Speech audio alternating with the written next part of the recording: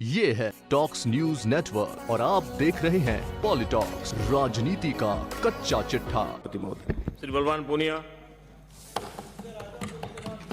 सभापति महोदय, मांग संख्या 36 और 47 पर बोलने का आपने मुझे मौका दिया, आपका धन्यवाद। वर्तमान में सहकारिता क्षेत्र में शीर्ष स्तर पर 29 केंद्रीय सहकारी बैंक अभी चल रहे हैं। दुग्ध संघ की संख्या 21 है, उपभोक्ता थोक भंडार 37 हैं, प्राथमिक भूमि विकास बैंक 36 हैं, प्राथमिक कृषि शाख सहकारी समितियां 6445, फल एवं सब्जी विपणन समितियां 271, राज्य में 23 संघों सहित कुल 35,292 सहकारी समितियां प्रदेश में पंजीकृत हैं। ये बात सारी किताब में थी, फिर भी मैं यूं पढ़ रहा हूं कि मुझे सुनने वाले लोग इस बात को पकड़ जाएं। सभापति महोदय, आपसे पहले जो गद्दी नसीन था उसको भी खुदा होने का बहुत यकीन था। आपसे पहले जो गद्दी नसीन था उनको खुदा होने का बहुत यकीन था। आज जो गद्दी नसीन हैं वो शायद इस बात को भूल रहे हैं। सभापति महोदय, 2016 में 1 मई 2016 को हमारे यहाँ पूर्व सहकारी मंत्री मेरे विधानसभा क्षेत्र के गांव में जन सुनवाई के लिए गए थे। सभापति महोदय, हमने विरोध किया लेकिन बहुत प्यार से किया और उन्होंने बहुत प्यार से हमारी हाँ भी भरी थी कि आपके सोसाइटी ऋणों में कटौती नहीं करेंगे। पूरे इलाके में हमारे सोसाइटी सहकारी समितियां बहुत मजबूत हैं। साथी बलजीत जो बोल रहे थे उनसे अलग परिस्थिति है हमारी।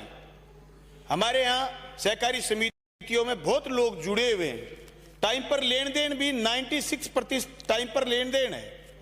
हम ये विरोध कर रहे थे कि कटौती ना हो और उस समय उस तत्कालीन मंत्री ने हमारी बात भी रखी।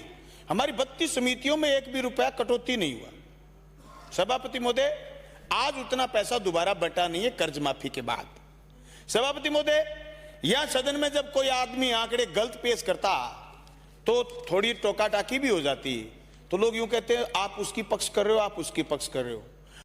2000 करोड़ का ऋण माफ किया था पिछली सरकार ने। रात के 1 बजे मैं उस आंदोलन का गवाह था, मैं सड़क पर था।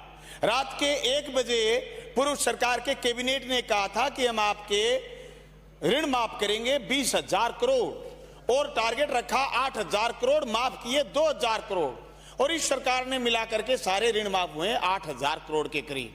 सभापति महोदय, डायलॉग हो सकता है एक दूसरे पर यह मारने के लिए कि तुमने किसान के कर्ज माफ करने की घोषणा की और तुमने की, ये सारे लोग कर रहे हैं।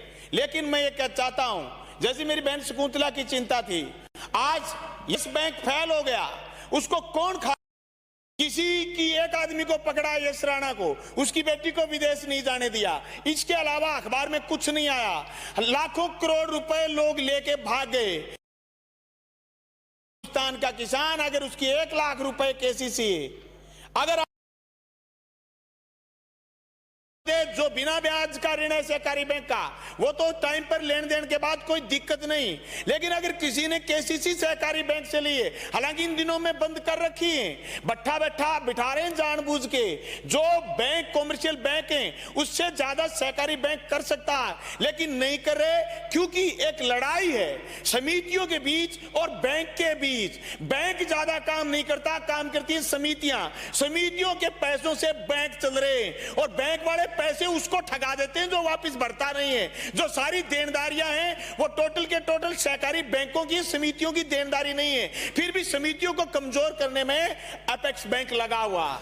सभापति महोदय, इस तरीके से तो हम सब एक के लिए, एक सब के लिए, यह नारा मजबूत नहीं होगा। सभापति महोदय, हिंदुस्तान में केरला राज्य है, जो मैंने पिछली बार चर्चा में भाग लेते हुए भी कहा था, वहां सहकारिता बहुत मजबूत है। हमारे यहां भी हम सहकारिता मजबूत कर सकते हैं। सभापति महोदय, किसान के बच्चे के लिए जब छात्रवृत्ति की बात आई तो योजना का नाम बिल्कुल सुंदर सा रखा गया, लेकिन सिर्फ 6 हिंदुस्तान में पढ़ने के लिए और 10 लाख रुपए विदेश में पढ़ने के लिए, लेकिन कितने लोगों को ऋण देंगे ये इस प्रतिवेदन में कहीं जिक्र नहीं है। सभापति महोदय, आप आने वाले समय में और नई कितनी समितियां खोलेंगे, इसमें कोई जिक्र नहीं। हम कितने और लोगों को जोड़ रहे हैं सहकारिता से, इसमें कोई जिक्र नहीं। हम कितने और औषधि केंद्र खोलेंगे, 200 की घोषणा हुई है, लेकिन कहां खोलेंगे इसमें कोई जिक्र नहीं। सभापति महोदय, दूध संघ में हम और ज्यादा कैसे बेहतर कर सकते हैं, इसमें जिक्र नहीं है। और दूध संघ को लेकर के जो पूरी शिकायतें साथी बलजीत की है, वो शिकायत हमारी भी है।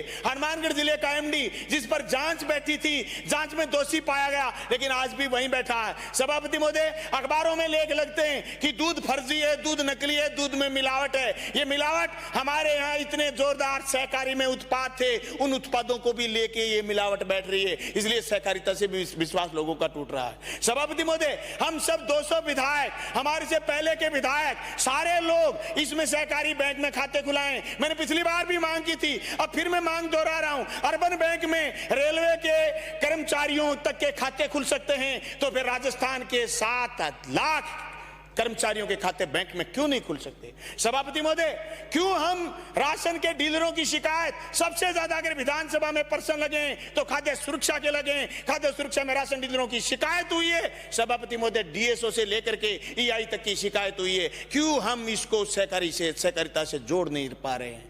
क्यों हम खाद्य सामग्रियां सहकारी समितियों से बंटवा नहीं पा रहे हैं? क्यों आज हमारे यहां तक गोदाम तक नहीं बने? ये चीजों को हमें ठीक करने की जरूरत है। सभापति महोदय, हमारे यहां ऑनलाइन कर दिया कि साहब आपकी समिति ऑनलाइन हो गई, लेकिन अभी समितियों में कंप्यूटर नहीं पहुंचे।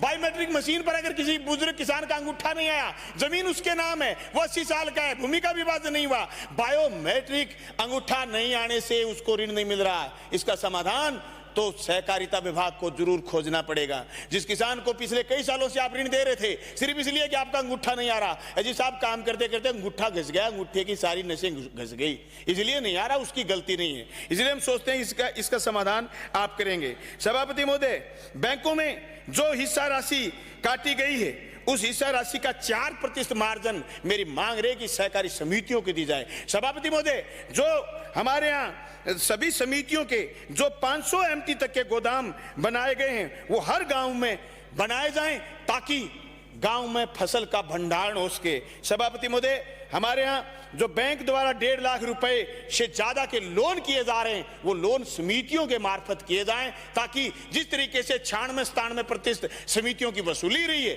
ये केसीसी का वसूली भी समिति के व्यवस्थापक कर पाए। सभापति महोदय, हमारे यहाँ जो सभी समितियों का ऑनलाइन किया गया है, उसमें सभी के भुगतान जैसे नरेगा का, पेंशन का, विद्यार्थियों की छात्रवृत्ति का भुगतान भी ग्राम सेवा सहकारी समिति पर हो। सभापति महोदय, कुछ हमारे व्यवस्थापक साथी जो बहुत बढ़िया तरीके से 1, 2, 4 अपवाद हर व्यवस्था में, मेरे यहाँ रासलाना एक समिति है, उस समिति का व्यवस्थापक फसल बीमा का करोड़ों रुपया ढकार गया, एक अपवाद है। एक दूसरा अपवाद खसवाना एक सहकारी समिति है, उसका व्यवस्थापक लोगों के साथ गड़बड़ कर गया। बाकी व्यवस्थापक बहुत अच्छे से काम कर रहे हैं, इसलिए हम सारे व्यवस्थापकों को दोष नहीं दे सकते। व्यवस्थापकों का नियोक्ता निर्धारण व सरकार में मामला विचाराधीन है, सरकार उस पर विचार करे और उनके पक्ष में फैसला करे। सभापति महोदय, 2013 में सहायक व्यवस्थापक के पद के लिए स्वीकृति दी थी लास्ट, उसके बाद स्वीकृति नहीं दी है। सहायक व्यवस्थापक के रूप में ग्राम सेवा सहकारी समिति और व्यवस्थापक को पावर दिए जाएं कि सहायक व्यवस्थापक रख पाएं।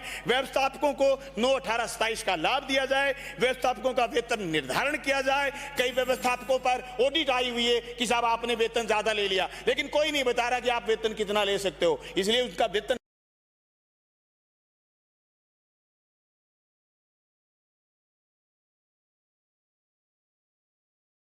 सभापति महोदय, व्यवस्थापकों से करके उन्हीं से ही आप व्यवस्थापक, शुरू में व्यवस्थापक लगा हो गया, अभी तय करने का काम करें। किसानों को समितियों के माध्यम से 2 लाख से ज्यादा रुपए फसली ऋण उपलब्ध कराएं। पिछली गहलोत जी की शासन में ये 1.5 लाख तक लेके गए थे, पिछली बार थोड़ी कटौती हुई, राजस्थान में जहां विरोध हो गया वहां कटौती नहीं हुई, बाकी जगह कटौती भी हुई, लेकिन अब वापिस इसको ऋण को बढ़ा करके किसानों को फायदा देने का आप काम करेंगे। सभापति महोदय, मेरी मांग है कि एक सांवलोदा धायलान ग्राम सेवा सहकारी समिति है पंचायत समिति धोद की, और एक बोसाना ग्राम सेवा सहकारी समिति ये भी धोद किए, और वह बुहाड़ा ग्राम सेवा सहकारी समिति ये भी धोद किए। तीनों समितियों की निवेदन है कि इन समितियों की जांच कर दोषियों के खिलाफ कार्रवाई करें। आदर्श सोसाइटी का जो ऑब्जर्वेशन जिस आदमी के हाथ में था, जिस अफसर के हाथ में था, सभापति महोदय, आदर्श सोसाइटी डूबी, उसका